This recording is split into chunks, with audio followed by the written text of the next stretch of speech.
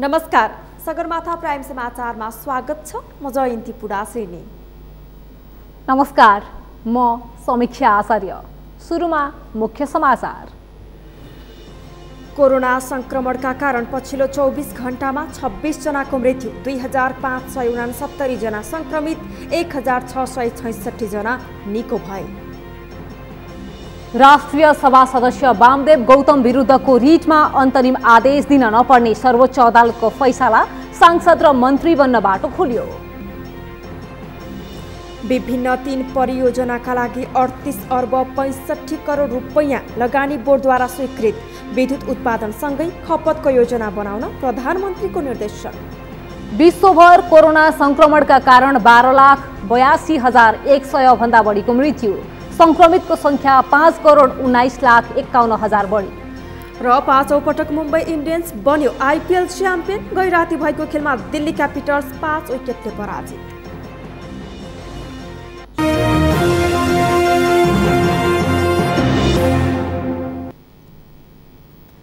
Sagarmatha prime समाचार अब विस्तारमा। नेपालमा एकै दिन 1666 जनाले कोरोना जितेका छन्। यो सँगै अहिलेसम्म कोरोना मुक्त हुनेको संख्या 1,62,000 नाघेको छ। त्यस्तै 24 घण्टामा थप 26 संक्रमितको मृत्यु भएको छ। यो सँगै कोरोनाकै कारण ज्यान गुमाउनेको संख्या 1174 पुगेको छ। त्यस्तै आज थप 2500 बढीमा कोरोना संक्रमण पुष्टि भएको छ। पुष्कर खतिवडाको रिपोर्ट। पछिल्लो 24 घण्टामा नेपालमा कोरोना संक्रमणबाट थप 26 जनाले ज्यान गुमाएका छन्। एकै दिन 26 को मृत्यु भएसँगै नेपालमा कोरोना संक्रमणबाट मृत्यु हुनेको कुल संख्या 1174 पुगेको स्वास्थ्य तथा जनसङ्ख्या मन्त्रालयले जनाएको छ। बुधबार नेपालमा एकै दिन थप 2569 जनामा कोरोना संक्रमण पुष्टि भएको छ। मंगलबार एकै दिन 2736 संक्रमित थपिएका थिए। बुधबार थपिएका संक्रमितसहित नेपालमा कुल संक्रमितको संख्या 2,02,329 पुगेको स्वास्थ्य मन्त्रालयले जनाएको छ। गत 24 घण्टामा नयाँ संक्रमितको संख्या 2,569 रहेको छ। आज काठमाडौँ उपत्यकामध्ये काठमाडौँमा 976 जना, भक्तपुरमा 81 र ललितपुरमा 204 गरी जम्मा संक्रमितको संख्या 1261 छ। स्वास्थ्य मन्त्रालयका अनुसार बुधबार काठमाडौँ उपत्यकामा मात्र 1261 संक्रमित थपिएका छन्, जसमा काठमाडौँमा 976 जना, ललितपुरका 204 जना र भक्तपुरका 81 जना छन्।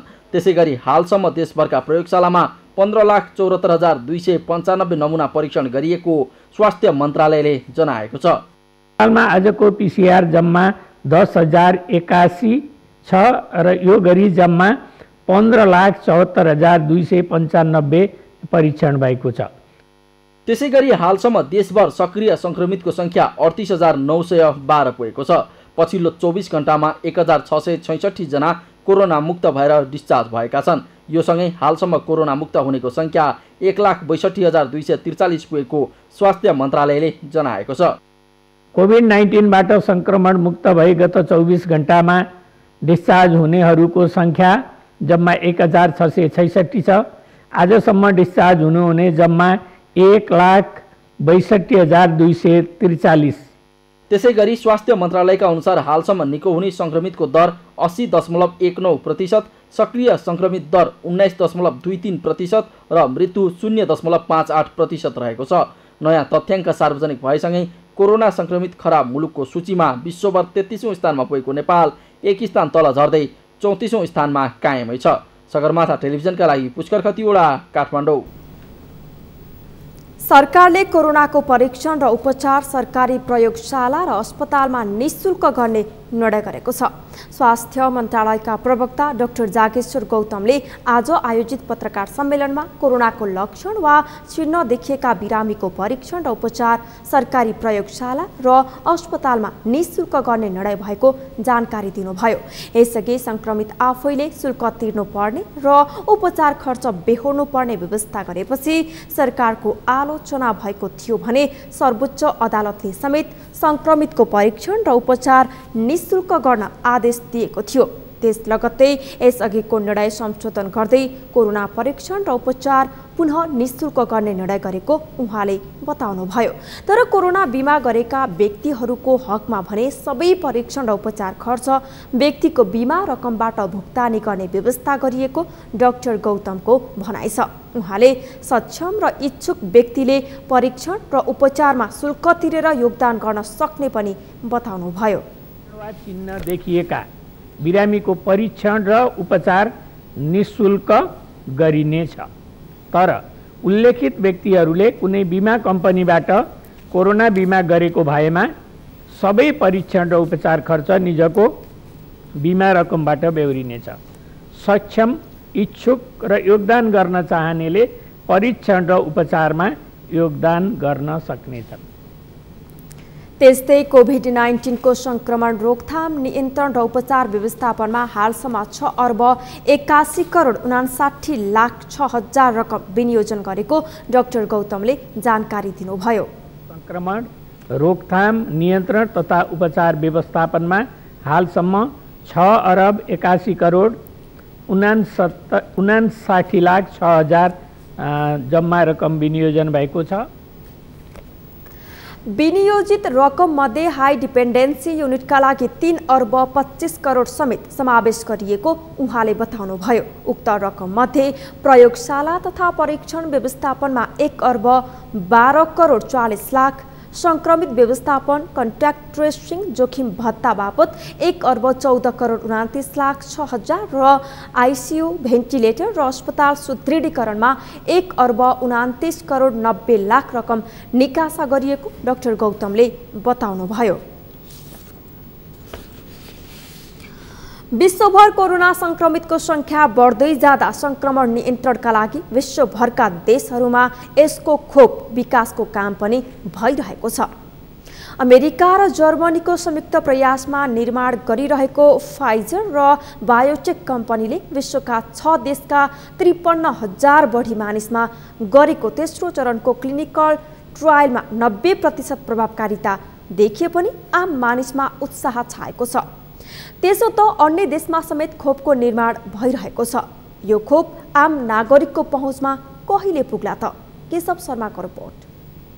कोरोना भाइरसको खोप विकासमा विश्वभरका वैज्ञानिक लागिरहेका छन्। यसरी आउने खोप कति प्रभावकारी होलान् भनेर चासोका साथ हेरिएको छ। अहिले खोपको विकास र कोरोना कालको अन्त्य कहिले होला भनेर आम मानिस प्रतीक्षारत छन्। यस्तोमा अमेरिका र जर्मनीको संयुक्त प्रयासमा कोरोना विरुद्धको खोप निर्माण गरिरहेको फाइजर र बायोटेक कम्पनीले विश्वका 6 देशमा 53,000 भन्दा धेरै मानिसमा तेस्रो चरणको क्लिनिकल ट्रायल गरेको थियो। यो परीक्षणमा 90% सफलता हात लगाएपछि अमेरिकी र जर्मन वैज्ञानिक मात्र होइन, आम मानिस नै उत्साही भएका छन्। America, Germany, Brazil, Argentina, south Africa र टर्कीमा 3 हप्ताको अन्तरमा यो खोपको 2 डोज लगाइएको थियो। दोस्रो खोप लगाएको 7 दिनपछि कोरोना भाइरस विरुद्धको एन्टिबडी देखिएको जनाइएको छ। सुरुमा खोप लगाएका 94 जना व्यक्तिको अध्ययनबाट यस्तो निष्कर्ष निकालिएको हो।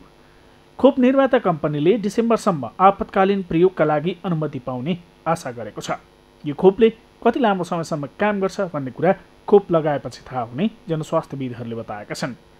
उनीहरूका अनुसार यसले केही महिना, 1 वर्ष वा लामो समय पनि काम गर्न सक्छ।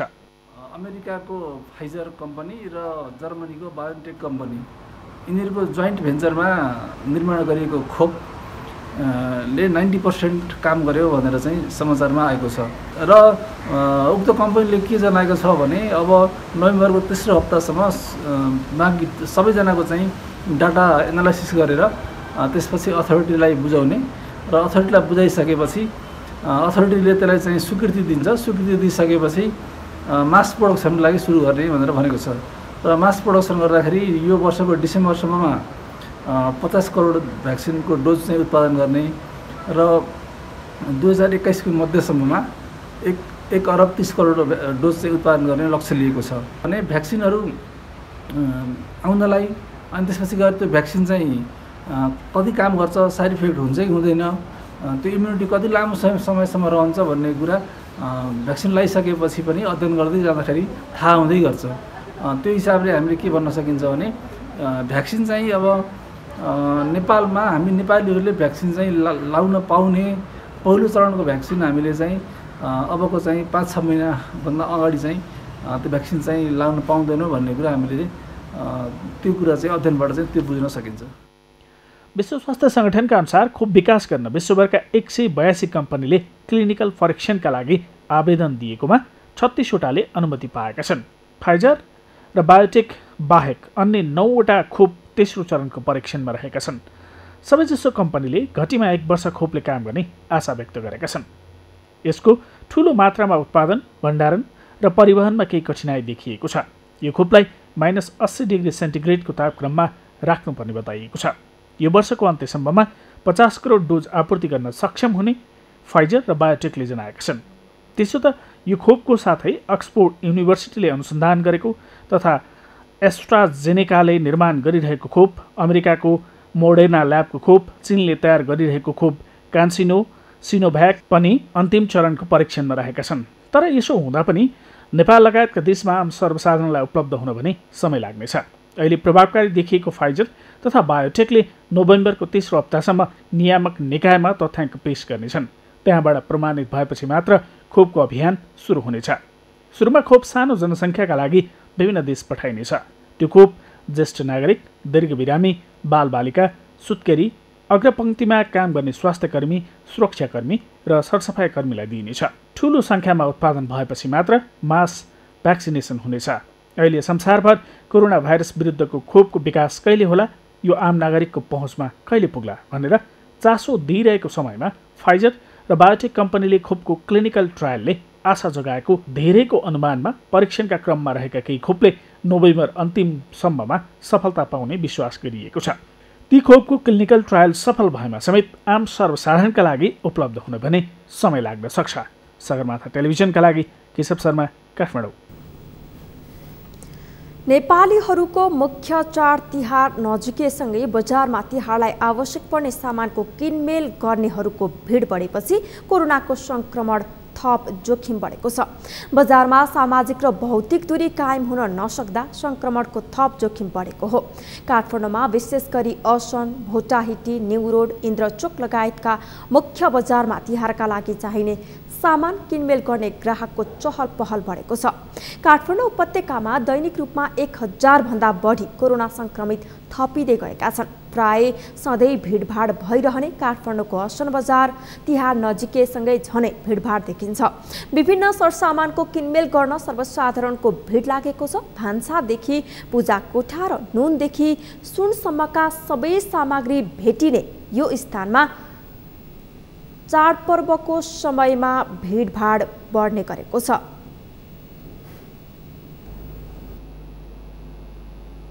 सर्वोच्च अदालतले राष्ट्रिय सभा सदस्यमा नियुक्त गरिएका नेकपाका उपाध्यक्ष वामदेव गौतमको नियुक्ति विरुद्ध परेको रिटमा अन्तरिम आदेश दिन नपर्ने फैसला गरेको छ। गौतमलाई राष्ट्रिय सभा सदस्यमा नियुक्त गर्ने सरकारको निर्णय बदर गर्न माग गर्दै परेको रिटमाथि आज प्रधान न्यायाधीश सहितको इजलासले अन्तरिम आदेश जारी गर्न नपर्ने फैसला सुनाएको हो। सर्वोच्चको फैसलासँगै गौतमलाई राष्ट्रिय सभा सदस्यका रूपमा काम गर्न वा मन्त्री बनाउन समेत बाटो खुल्ला भएको छ। उहाँ विरुद्धको रिट प्रधान न्यायाधीश चोलेन्द्र शमशेर राणा, वरिष्ठ न्यायाधीश दीपक कुमार कार्की, न्यायाधीशहरू हरिकृष्ण कार्की, विश्वम्भर श्रेष्ठ र ईश्वर खतिवड़ाको संवैधानिक इजलासले हेरेको थियो। वरिष्ठ अधिवक्ता दिनेश त्रिपाठीले वामदेव गौतमलाई राष्ट्रिय सभामा लैजाने निर्णय बदर गर्न, गौतमलाई मन्त्री बनाउनबाट रोक्न र राष्ट्रिय सभामा गरिने नियुक्तिको मापदण्ड बनाउन आदेश दिन माग गर्दै रिट दायर गर्नुभएको थियो। यसअघि न्यायाधीश आनन्दमोहन भट्टराईको इजलासले संवैधानिक इजलासमा दुवै पक्षको बहस सुनेर निर्णय गर्न र यथास्थितिमा राखी वामदेवलाई थप जिम्मेवारी दिन वा नदिने भन्ने आदेश दिएको थियो। सोही आदेश अनुसार संवैधानिक इजलासमा उक्त रिटमाथि सुनवाई गरिएको हो।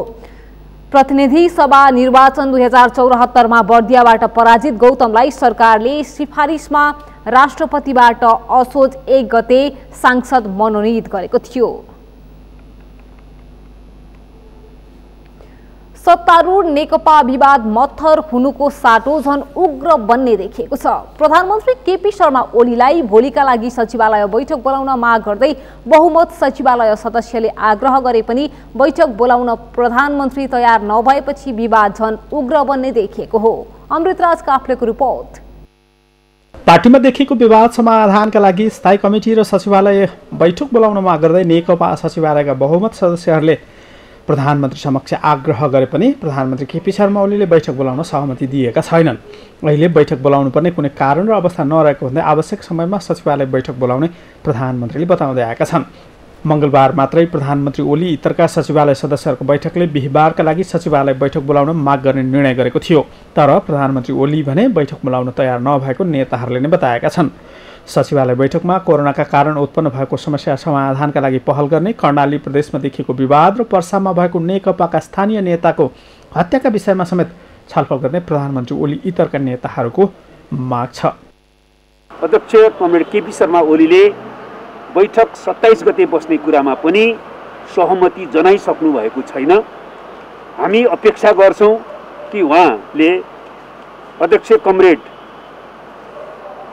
प्रचण्डले भन्नुभए अनुसार, प्रस्ताव गर्नुभए अनुसार भोलिको उहाँको कार्यक्रम सकिसकेपछि पर्सि बैठक बस्ने कुरामा सहमति जनाउनु हुनेछ र सहमतिकै आधारमा सचिवालयको बैठक बस्नेछ।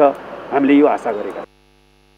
बिहिबार सचिवालय बैठक बोलाउन सहमति जनाउन र बैठकमा सहभागी हुन समेत प्रधानमन्त्रीसँग आग्रह गरेका नेकपाका नेताहरू बैठक बोलाउन प्रधानमन्त्री सहमत नभए के गर्ने भन्ने विषयमा स्पष्ट देखिएका छैनन्।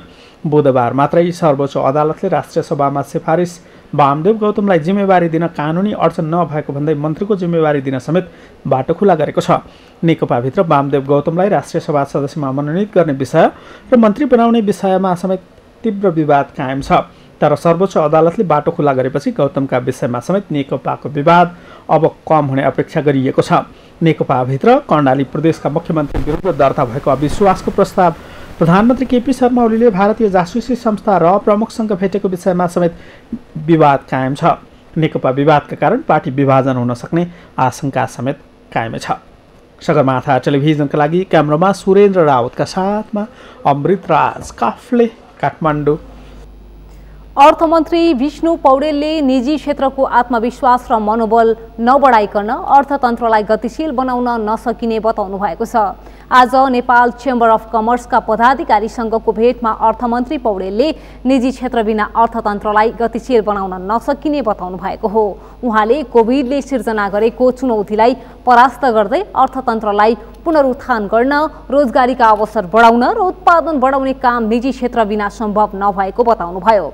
त्यसैले अहिलेको प्रतिकूल परिस्थितिका बीच पनि व्यवसाय सुचारू गर्न र राष्ट्रिय अर्थतन्त्रमा आफ्नो ठाउँबाट योगदान दिन अनुकूल परिस्थितिको निर्माण गर्ने भूमिकामा सरकार रहेको बताउनुभयो। प्रतिकूलताका बीचमा पनि आफ्ना व्यवसायलाई चाहिँ सुचारू गर्न, आफ्ना कारोबारलाई सुचारू गर्न र राष्ट्रिय अर्थतन्त्रमा चाहिँ आफ्नो ठाउँबाट योगदान दिनका निम्ति अनुकूल परिस्थिति निर्माण गर्न तपाईले सक्नुहोस्, त्यस हिसाबले चाहिँ भूमिका निर्वाह गर्ने सरकारको सोच यो छ। त्यसका निमित्त त्यसतर्फ म चाहिँ केन्द्रित छु। नेपाल चेम्बर अफ कमर्सका अध्यक्ष राजेश काजी श्रेष्ठले राजस्वका दरहरू घटाउन माग गर्नुभयो। सरकारले राजस्वका दर घटाउँदा कारोबार बढ्न जाने र कारोबार बढेपछि स्वतः राजस्वको आकार समेत बढ्ने भएकाले छिटोभन्दा छिटो राजस्वको दर घटाउनु पर्ने अध्यक्ष श्रेष्ठको माग थियो।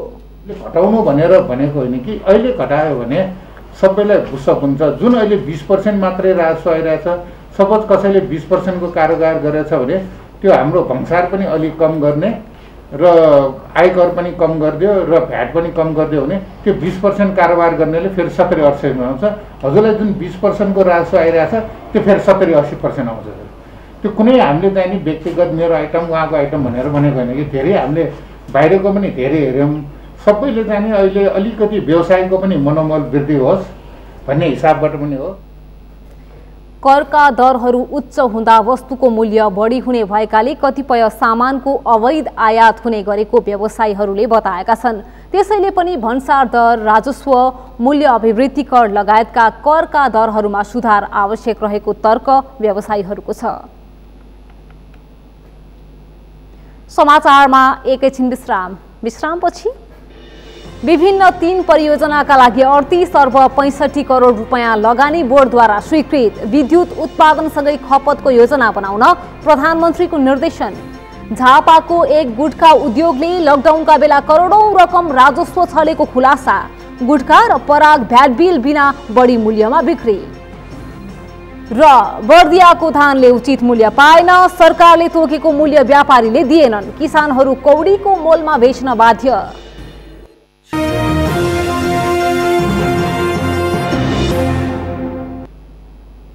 विश्रामपछि प्राइम समाचारमा स्वागत छ। अब बाँकी समाचार। लगानी बोर्डले 3 वटा परियोजनाका लागि 38 अर्ब 65 करोड रुपैयाँ लगानी स्वीकृत गरेको छ। बोर्डका अध्यक्ष समेत रहनुभएका प्रधानमन्त्री केपी शर्मा ओलीको अध्यक्षतामा बसेको बोर्डको 45औं बैठकले 3 वटा जलविद्युत परियोजनाका लागि 38 अर्ब 65 करोड रुपैयाँ लगानी स्वीकृत गरेको हो। बोर्डका प्रमुख कार्यकारी अधिकृत सुशील भट्टले सार्वजनिक निजी साझेदारी अवधारणामा निर्माण हुन लागेको 77.5 मेगावाट क्षमताको घुन्सा खोला जलविद्युत परियोजनाका लागि 17 अर्ब 62 करोड 40 लाख रुपैयाँ, 57 मेगावाटको हिमचुली दोर्दी जलविद्युत परियोजनाका लागि 10 अर्ब 61 करोड 91 लाख रुपैयाँ र 65 मेगावाटको दुध खोला जलविद्युत परियोजनाका लागि 10 अर्ब 43 करोड 60 लाख रुपैयाँको लगानी स्वीकृत भएको बताउनु भएको छ। तिनमा भएका बोटलनेक्स हर्डल्सहरूलाई फुकाउने सवालमा केही चाहिँ म्याद थप सम्बन्धित र केही चाहिँ समग्रमा मूल्याङ्कनसँग सरोकार राख्ने विषयहरू पनि रहे। बैठकले सार्वजनिक निजी साझेदारी अवधारणामा सञ्चालित 900 मेगावाटको अरुण तेस्रो परियोजनाको पावर हाउसदेखि ड्याम साइटसम्मका लागि गठित मुआब्जा अध्ययन समितिको म्याद थप गर्ने निर्णय गरेको पनि भट्टले बताउनु भएको छ। त्यस्तै बोर्डको क्षमता अभिवृद्धि तथा संस्थागत विकासका लागि परियोजना बैंक र विभिन्न सरकारवाला निकायसँग परामर्श गरी बोर्डको रणनीतिक योजना तयार गर्ने सम्बन्धमा समेत बैठकमा छलफल भएको छ। एउटा सार्वजनिक निजी साझेदारीमा सञ्चालित चाहिँ फ्ल्यागशिप प्रोजेक्ट हो 900 मेगावाटको। त्यसको चाहिँ पावर हाउसदेखि ड्याम साइटसम्मको चाहिँ पहुँचमार्गको चाहिँ मुआब्जाको अध्ययन समितिको चाहिँ म्याद थप सम्बन्धित जसको कार्यदेश विगतमै तोकिएको थियो त्यो सवालमा चाहिँ म्याद थपको विषय भयो।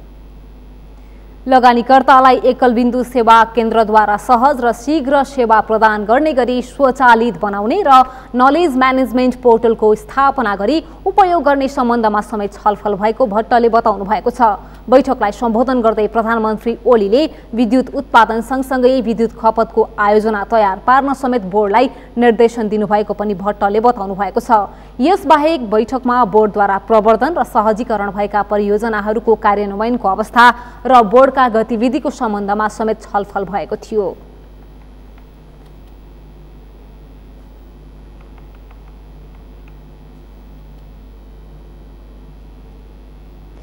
झापामा सञ्चालित एक गुटखा उद्योगले लकडाउनमा करोडौं रकम बराबरको राजस्व छलेको पाइएको छ।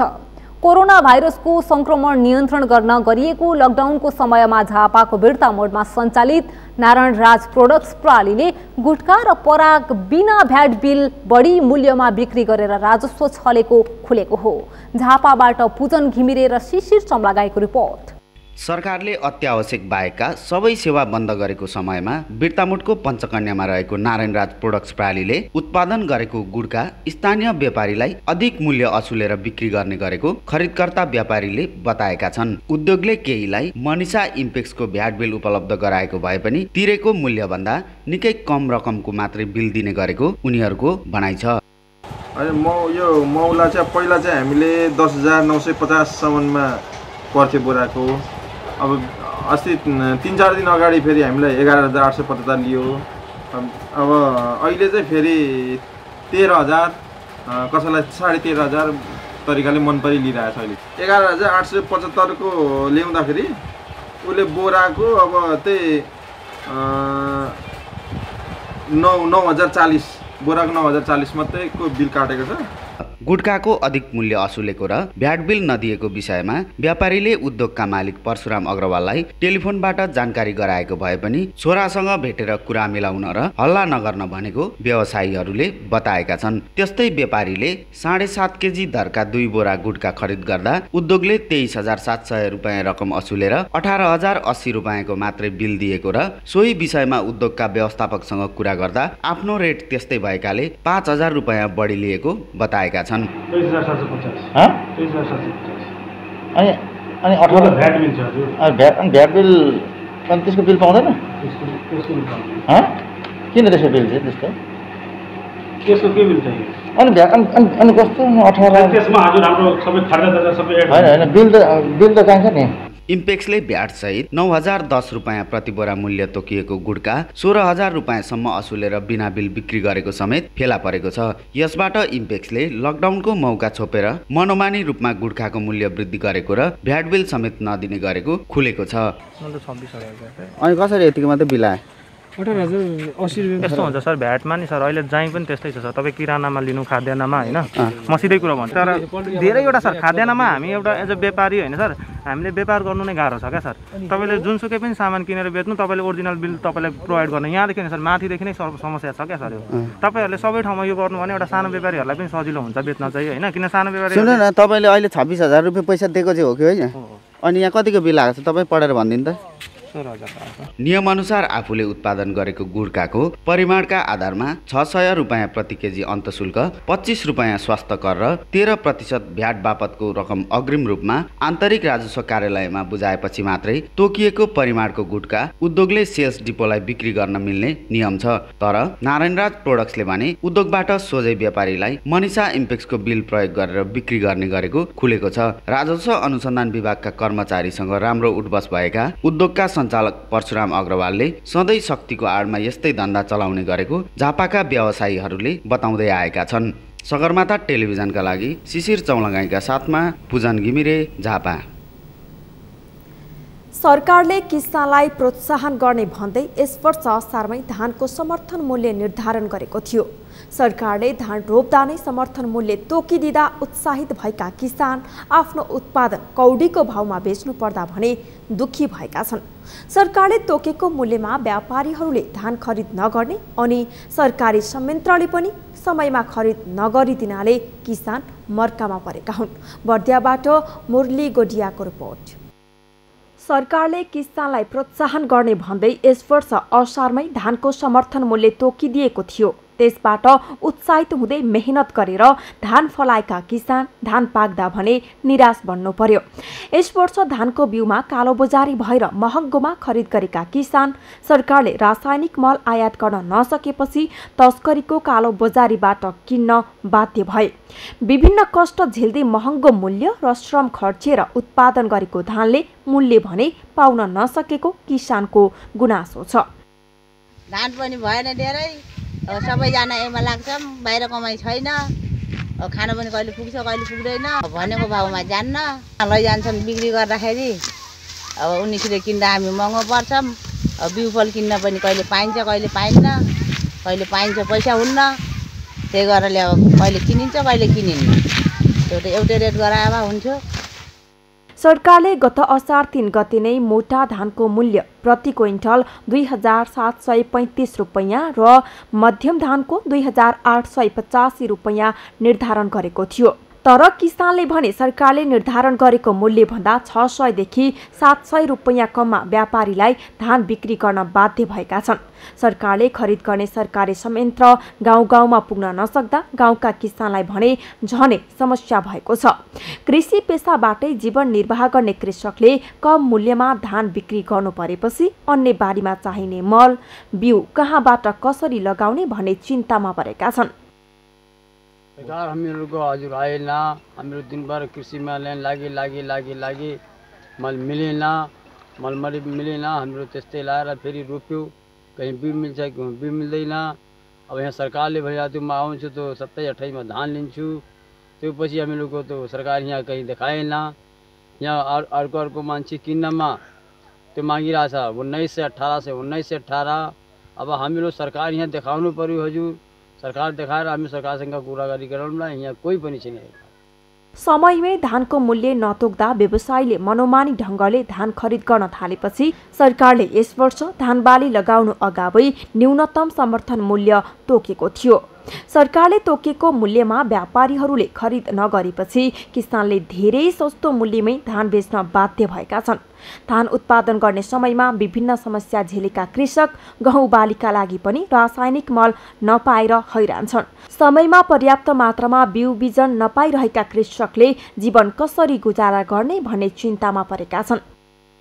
खेती किसानी गर्ने मान्छे अब सरकारको त अब थाहा छैन के भाउ तोकेछ के गरेछ त्यो थाहा छैन। र हाम्रो धान भयो लिएर जाने साहुको ठाउँमा साहु जे भाउ लगाउँछन् त्यही भाउ बेचेर आउँछन्। पीडित त किसान धेरै पीडित छन्। मल खाद आउँछ अब कतिखेर आउँछ त्यो गहुँ सरिसकेपछि टाइम गइसकेपछि अब आएपछि के काम लाग्छ। अब अहिले आउनु पर्ने हो। अहिले आइदिए झन् राम्रो हुन्थ्यो। अब गहुँ सर्ने समय छ। खाद्य व्यवस्था व्यापार केन्द्र राजापुरको खरिद गर्ने डिपो जिल्लाभर विस्तार नहुँदा किसानले व्यापारीलाई धान बेच्नु परेको हो। सरकारी संयन्त्र गाउँ गाउँमा नहुँदा सरकारले निर्धारण गरेको मूल्य भन्दा कममा धान बेच्नु किसानको नियति नै बनेको छ। कृषकका लागि सरकार भएको अनुभूति गराउन कृषकको गाउँ घरमै सरकारी संयन्त्र पुर्याई धान खरिद गर्नु र उनीहरूको समस्या सम्बोधन गर्नुपर्ने किसानको माग छ। सगरमाथा टेलिभिजनका लागि बर्दियाबाट मुरली गोडियाको रिपोर्ट। सुदूरपश्चिम प्रदेशमा खेतीयोग्य जमिन बाँझो राख्ने तथा खण्डीकरण गर्ने प्रवृत्तिलाई निरुत्साहित पार्न प्रदेश सरकारले कृषि अनुसन्धान प्रसार र शिक्षा केन्द्र स्थापनाको प्रक्रिया सुरु गरेको छ।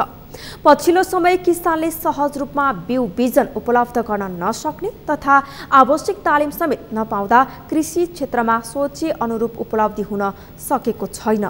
यो अवस्थालाई मध्यनजर गर्दै प्रदेशको भूमि व्यवस्था कृषि तथा सहकारी मन्त्रालयले कृषि अनुसन्धान प्रसार र शिक्षा केन्द्र बनाउन लागेको हो। कैलालीबाट दिनेश विष्टको रिपोर्ट। कञ्चनपुरको पुनर्वास नगरपालिका वडा नम्बर 5 आइबीआरडी बजार नजिक रहेको राष्ट्रिय आवास कम्पनीका नाममा रहेको 74 बिघा जमिनमा कृषि अनुसन्धान प्रसार र शिक्षा केन्द्र स्थापनाको प्रक्रिया सुरु भएको छ। कृषि क्षेत्रमा ज्ञान अभावकै कारण भएको जमिन समेत बाँझो छोडेर विदेशी रहेका युवाहरूलाई यस कार्यक्रमले स्वदेशमै काम गर्नतर्फ प्रेरित गर्ने प्रदेश सरकारको अपेक्षा छ। यसमा बिउ बिजन उत्पादन कृषि अनुसन्धानका कार्यक्रम कृषि क्षेत्रमा ध्यानरत विद्यार्थीहरूका लागि सिकाइ केन्द्र रहने जनाइएको छ। केन्द्रमा बिउ उत्पादन हुने हुँदा बिउ नपाएर भौतारिनु पर्ने बाध्यता हट्ने दावी गरिएको छ। सुदूरपश्चिम प्रदेशमा कृषि अनुसन्धानका लागि कतै ठाउँ नभएकाले यहाँ केन्द्र स्थापना भए कृषि अनुसन्धान पनि गरिने मन्त्रालयले जनाएको छ। सो केन्द्र सञ्चालन भए स्थानीयलाई रोजगारी सृजना हुने र सुदूरपश्चिममा कृषि क्षेत्रको धेरै विकास हुने अपेक्षा लिएको छ। राष्ट्रिय आवास कम्पनी लिमिटेडको पुनर्वासमा अब आफ्नो नाममा धेरै जमिन छ। त्यो मध्येको 74 बिघा जमिन आइबीआरडी बजारको पूर्वपट्टिको क्षेत्रमा हामीले सक्लाबन्दीमा कृषि अनुसन्धान कृषि प्रसार र कृषि शिक्षालाई समन्वयात्मक हिसाबले अगाडि बढाउन खोजेका छौँ। यसमा हामीले सक्लाबन्दीमा व्यावसायिक कृषिको प्रदर्शन गर्ने कृषि अनुसन्धान तराईमा चाहिँ कृषि अनुसन्धान छैन हाम्रो यो सुदूरपश्चिम प्रदेशमा। त्यो भावना कृषि अनुसन्धानका कार्यक्रमहरू पनि सञ्चालन गर्ने र कृषि विषयमा पढाइ हुने विद्यालयहरू क्याम्पसहरूका विद्यार्थीहरूको लागि पनि एउटा लर्निङ सेन्टर सिकाइ केन्द्रको रूपमा पनि स्थापना गर्ने सोचका साथ यहाँ हामीले कार्यक्रम अगाडि बढाउन लागेका छौँ। मल तथा बिउ नपाएर भारतीय सीमावर्ती बजारको गुणस्तरीय बिउ छरेका किसानहरू भने कृषि अनुसन्धान प्रसार र शिक्षा केन्द्र स्थापनाको खबर सुनेर निकै खुसी भएका छन्। सरकारले ल्याएको सो योजनालाई स्थानीय कृषकले स्वागत योग्य कुरा रहेको बताएका छन्। योजनाअनुसार चाँडो कार्यान्वयनमा किसानले जोड दिएका छन्। गुणस्तर बिउ चाहिँ यहाँ उपलब्ध गराउन नसकेको कारण यहाँका जनताहरू कृषकहरू चाहिँ विदेशी खुलेआम यो चोरी नाकाबाट चाहिँ कमसल किसिमका विषादी बिउहरू चाहिँ भित्रिएर त्यही किसिमका बिउहरू लगाउँदाखेरि अनि यहाँ उत्पादनमा पनि कमी अनि गुणस्तरहीन चाहिँ खाद्यान्नहरू उत्पादन हुने अनि त्यस्तै किसिमले मलहरूका कुराहरू पनि त्यस्तै हुन्छन् हैन। गुणस्तरहीन पैसामा चाहिँ उही नेपाल सरकारले उपलब्ध गराउने मल सरह चाहिँ पैसा लिने र मलको क्वालिटी चाहिँ एकदम गुणस्तरहीन अनि त्यो नुन मिसाएका अनि कङ्क्रिटहरू मिसाएका त्यस्ता किसिमका चाहिँ हामीले चाहिँ मल खादहरू प्रयोग गर्नुपर्ने हुन्छ। अब यो कार्यक्रम चाहिँ यस ठाउँमा लागू भयो भने यहाँका जनताहरूले गुणस्तर किसिमको बिउ मल र उत्पादनमा चाहिँ यो शिक्षाहरू लागू भयो भने चाहिँ यहाँ चाहिँ उत्पादन चाहिँ बढी हुने। प्रदेश सरकारको यो योजनामा स्थानीय तहको पनि समन्वय र सहकार्य रहनेछ। प्रदेशले अगाडि सारेको कृषि अनुसन्धान प्रसार र शिक्षा केन्द्र बनाउने योजनाले पुनर्वास नगरपालिकालाई मात्रै फाइदा नभएर सिङ्गो प्रदेशलाई फाइदा पुग्ने जनप्रतिनिधिको विश्वास छ।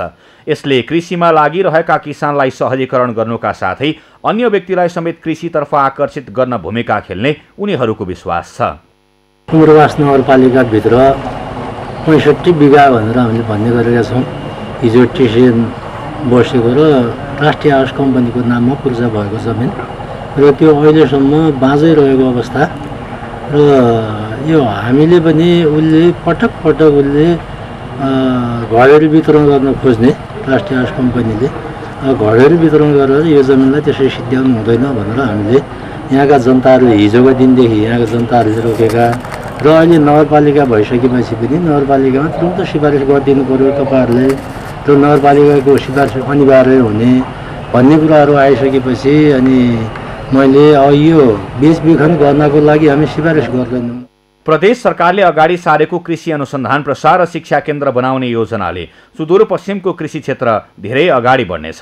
यहाँका किसानलाई केन्द्रको निर्माण भए निकै फाइदा पुग्नेछ। तर योजना बन्ने र कार्यान्वयनमा वर्षौं लाग्ने परिपाटी दोहोरियो भने त्यसले फेरि पनि नागरिकलाई निराश पार्न सक्छ। यसतर्फ प्रदेश सरकार र स्थानीय सरकार सचेत हुन आवश्यक छ। सगरमाथा टेलिभिजनका लागि कैलालीबाट दिनेश विष्टको रिपोर्ट। नेपालगञ्ज भन्सार नाका हुँदै दैनिक नेपाल बाहिरिने र भित्रिने क्रम बढेको छ। लकडाउन भएको 7 महिना बढी हुँदा पनि सञ्चालनमा आउन नसकेको नेपालगञ्ज रूपैडिहा भन्सार नाका हुँदै दैनिक 1000 को हाराहारीमा नेपाल बाहिर नेपालीहरू कामको सिलसिलामा जाने गरेको प्रहरीको तथ्याङ्कले देखाएको छ। नेपाल बाहिर जाने र आउने पनि उत्तिकै सङ्ख्यामा रहेको जमुनाहा प्रहरीले जनाएको छ। चैत 11 गते लकडाउन भए यता नेपालगञ्जको जमुनाहा नाकाबाट हालसम्म करिब 1 लाख नेपालीहरू नेपाल भित्रिएका छन्। इलाका प्रहरी कार्यालय जमुनाहाका अनुसार हालसम्म 1 लाख बढी नेपाली भित्रिएका छन् भने करिब 49,000 भारतीय नागरिकहरू भारत फर्केका छन्। कोरोना महामारीकै बीच 13,000 नेपालीहरू रोजगारीका लागि भारत गएको प्रहरीको तथ्याङ्कमा छ।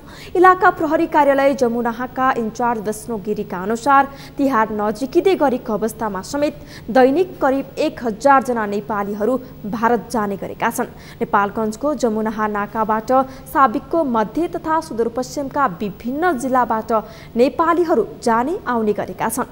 पछिल्लो समय भारतले निर्वाध रूपमा आउन जान दिएपछि नेपालीहरू घर फर्किने र कामका लागि भारत जाने क्रम बढेको हो।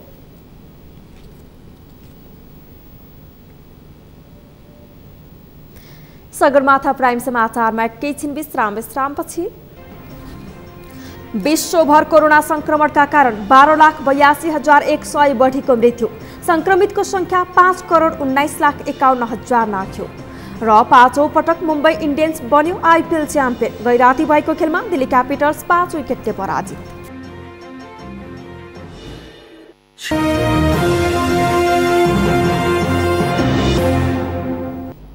अब पालो अर्थ समाचारको। अर्थ समाचारका प्रायोजक हो आफ्नो विश्वास हो त्रिशक्ति सिमेन्ट। झिलिमिली बत्ती र फुलको रौनक तिहारमा मुख्य मानिन्छ। तिहारमा सयपत्री र मखमली फुलको अत्याधिक खपत हुने गर्छ। अधिक मासका कारण तिहार पछाडि धकेलिँदा अगाडि नै सयपत्री फुलिसकेको छ। भारतबाट समेत यस पटक फुलको आयात नहुँदा बजारमा फुलको कारोबार प्रभावित हुने अनुमान गरिएको छ। पुष्कर खतिवडाको रिपोर्ट। अधिक मासका कारण यस वर्षको तिहार झन्डै 1 महिना पछाडि धकेलिएको छ। तिहार पछाडि धकेलिएका कारणले सयपत्री लगायतका फुल फुलेर ओइलिन थालेका छन्। तथापि तिहारमा फुलको कारोबार सुरु भएको छ। अघिल्लो वर्षहरूमा यो समय जताततै फुलको व्यापार हुन्थ्यो।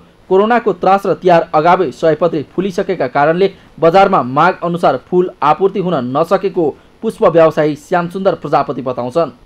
पहिलाको सालमा जति उत्साह उमङ्ग थियो, जति बिरुवाहरू बिक्री गरेर ग्राहकहरूलाई पनि सन्तुष्टि दिएर उनीहरूको पनि ग्राहकलाई पनि एकदम खुसी हुने हिसाबले चाहिँ हामीले सामान पनि भट्टाभट त्यसरी बेचेका छौँ।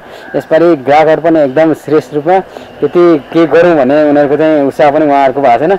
अब अफिसहरू भयो, अब हरेक चिजमा बन्द भएको कारणले गर्दा रेस्टुरेन्ट होटलहरू सब बन्द कारणले गर्दा हामीले 100 बेच्ने भन्दामा उनीहरूले 15वटा 20वटा मात्र त्यस्तो बिक्री भइरहेको छ कि त्यसले गर्दा धेरै असरहरू परिरहेको छ हामीलाई। किसानले लगाएको सयपत्री फूल फुल्ने समयभन्दा पछाडि तिहार परेकाले फूलको बजारमा यसको प्रभाव देखिन्छ। यस अघिका तिहारमा 25 लाख सयपत्री माला भारतबाट ल्याउने गरेकोमा यसपटक भारतबाट फूल आयात भएको छैन। हुन त बजारमा केवल 15 लाख मालाको मात्रै माग रहेको फ्लोरिकल्चर एसोसिएसन अफ नेपालका अध्यक्ष कुमार कसजु श्रेष्ठ बताउँछन्। उनका अनुसार कोरोनाको त्रासका कारण बजारमा चहल पहल नहुँदा फूलको व्यापारमा कमी आउनेछ, जसलाई नेपाली उत्पादनले नि सहजै धान्न सक्छ। यस वर्षको चाहिँ नि मतलब चाहिँ नि माग चाहिँ मेरो हिसाबले हाम्रो अहिलेको तथ्याङ्कमा चाहिँ नि सरस्वती तथ्याङ्क हामीले आँकडा निकाल्दाखेरि लगभग 12 देखि 15 लाख मालाको चाहिँ यो वर्ष चाहिँ माग हुने चाहिँ सम्भावना हामीले चाहिँ देखेका छौँ। हामीले यो वर्षको लगभग चाहिँ 12 देखि 15 लाख माला चाहिँ जुन डिमान्ड छ देशमा, यो माला हाम्रो आफ्नै उत्पादनले चाहिँ तपाईँको फुलफिल हुन्छ भन्ने हाम्रो आँकडा अहिले तथ्याङ्कले त्यस्तो देखाउँछ। यसपटक बजारमा एउटा फूलको मालाको मूल्य 60 देखि 70 रुपैयाँसम्म पर्ने आंकलन गरिएको छ। तिहारमा यमपञ्चकदेखि नै फूलको आवश्यकता पर्दछ। काग, कुकुर, गाई, गोरुदेखि देवी लक्ष्मी र दाजुभाइ दिदीबहिनीसम्म पुज्नलाई समेत फूलको माला अनिवार्य छ। यसरी तिहारमा फूलको प्रयोग गर्नुको धार्मिक र शास्त्रीय मान्यता रहेको संस्कृतिविद डाक्टर माधवप्रसाद भट्टराई बताउँछन्। उनका अनुसार तिहारमा फूलको प्रयोग अनिवार्य छ। लक्ष्मी बसति पुष्पेषु, लक्ष्मीको बास कहाँ छ? जहाँ फूल छ। लक्ष्मीको बास कहाँ छ? जहाँ सौन्दर्य छ। लक्ष्मीको बास कहाँ छ? जहाँ पवित्रता छ। त्यसकारण लक्ष्मीलाई बोलाउनलाई हामीले गाईको गोबरले लिप्नेदेखि गरेर अथवा सरसफाइ गर्नेदेखि लिएर सजै सजाउ गर्ने र त्यसलाई एउटा सुगन्धित पनि बनाउने, आकर्षक पनि बनाउने, अनि लक्ष्मी आउनुहुन्छ भन्ने हामीलाई विश्वास हुन्छ। तर लक्ष्मीको लागि र अब भाइहरूलाई दाजुभाइलाई टिका लाएर पनि हामीले माला लगाइदिनै पर्छ। जस्तो यसमा अनिवार्य रूपमा हाम्रो यहाँ चाहिँ मखमली, सयपत्री, यो मुख्य दुईटा हुन्। अब अरू शोभाको लागि होइन, अरू चाहिँ उपलब्ध एउटा सौन्दर्यलाई अरू मालाको पनि प्रयोग हुन्छ, अरू फुलको पनि प्रयोग हुन्छ। तर फुलको प्रयोग अनिवार्य नै छ, त्यो शास्त्रले भनेको छ। तिहारमा महत्त्वपूर्ण मानिने फूल भारतबाट आयात नहुँदा वा समय अगावै फुलिदिँदा पनि यसपटक बजारमा फूलको अभाव हुने छैन। पर्याप्त स्वदेशी उत्पादन रहेकाले यसपटक 15 लाख सयपत्री फूलको माला र घरायसी उत्पादनले नै तिहार धान्नेछ। सगरमाथा टेलिभिजनका लागि क्यामेरामा उत्सव वाग्लेका साथमा पुष्कर खतिवडा, काठमाडौँ। एनसेल आजिएटा लिमिटेडले आफ्नो ग्राहक सेवालाई थप सहज तथा परिष्कृत बनाउँदै भैरहवामा सुविधा सम्पन्न एनसेल सेन्टर सञ्चालनमा ल्याएको छ। कोरोना महामारीका बेलामा सरकारद्वारा निर्धारित स्वास्थ्य सुरक्षाका सम्पूर्ण मापदण्ड पालना गर्दै यो सेन्टर सञ्चालनमा ल्याइएको एनसेलले जनाएको छ। भैरहवाको मिलनचोक 5 स्थित कोइराला कम्प्लेक्समा रहेको एनसेल सेन्टरले ग्राहकलाई एकै स्थानबाट सम्पूर्ण सेवा प्रदान गर्नेछ।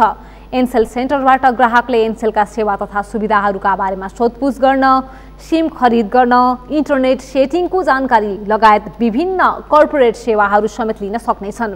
त्यसैगरी ग्राहकले यस सेन्टरबाट आफ्नो सिम 4Gमा अपग्रेड गर्न, सिम तथा मोबाइल नम्बर परिवर्तन गर्न, CUG नम्बरहरू र वीज प्लानहरू बदल्न, अन्तर्राष्ट्रिय रोमिङ सुचारू गर्न, बिल तिर्न, रिचार्ज कार्ड खरिद र ब्यालेन्स ट्रान्सफर गर्न लगायतका अन्य ग्राहक सेवाहरू प्राप्त गर्न सक्ने एनसेलले जनाएको छ। नयाँ सेन्टर सञ्चालनको अवसरमा विभिन्न सेवाको लागि सेन्टरमा आएका ग्राहकले कार्तिक 30 गतेसम्म विभिन्न भोल्युमको डेटा प्याक उपहार स्वरूप प्राप्त गर्नेछन्। व्यावसायिक क्षेत्रमा 3 दशक लामो अनुभव सङ्गालेका 51 जना व्यवसायीको समूहले नेचर सुपरमार्केट प्राली सञ्चालनमा ल्याएका छन्। उपभोक्ताको सन्तुष्टि हाम्रो दायित्व भन्ने नाराका साथ काठमाडौँको मैती देवी चोकमा रहेको सुपरमार्केट आजबाट सञ्चालनमा आएको हो। ग्रोसरी, खाद्यान्न लगायत ग्राहकलाई आवश्यक सबै सामग्री एउटै थलोबाट उपलब्ध गराउने उद्देश्यले सुपरमार्केट सञ्चालनमा ल्याइएको सञ्चालक अध्यक्ष जनक बहादुर धामीले बताएका छन्।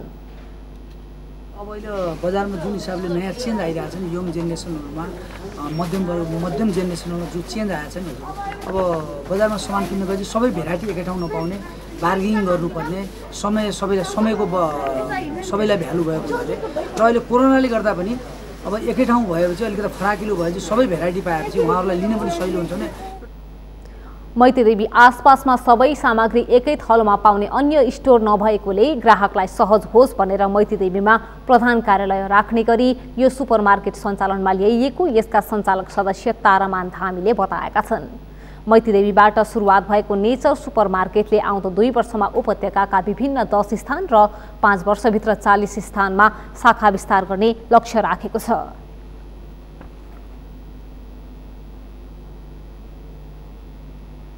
यो सँगै हामी सगरमाथा प्राइम समाचारको अन्त्यमा छौं। मुख्य समाचार फेरि एकपटक। कोरोना संक्रमणका कारण पछिल्लो 24 घण्टामा 26 जनाको मृत्यु, 2569 जना संक्रमित, 1666 जना निको भए। राष्ट्रिय सभा सदस्य वामदेव गौतम विरुद्धको रिटमा अन्तरिम आदेश दिन नपर्ने सर्वोच्च अदालतको फैसला, सांसद र मन्त्री बन्न बाटो खुल्ला। विभिन्न 3 परियोजनाका लागि 38 अर्ब 65 करोड रुपैयाँ लगानी बोर्डद्वारा स्वीकृत। विद्युत उत्पादनसँगै खपतको योजना बनाउन प्रधानमन्त्रीको निर्देशन। विश्वभर कोरोना संक्रमणका कारण 12,82,100 भन्दा बढीको मृत्यु, संक्रमितको संख्या 5,19,51,000 नाग्यो। र 5औं पटक मुम्बई इन्डियन्स बन्यो आइपिएल च्याम्पियन। गैराती भएको खेलमा दिल्ली क्यापिटल्स 5 विकेटले पराजित।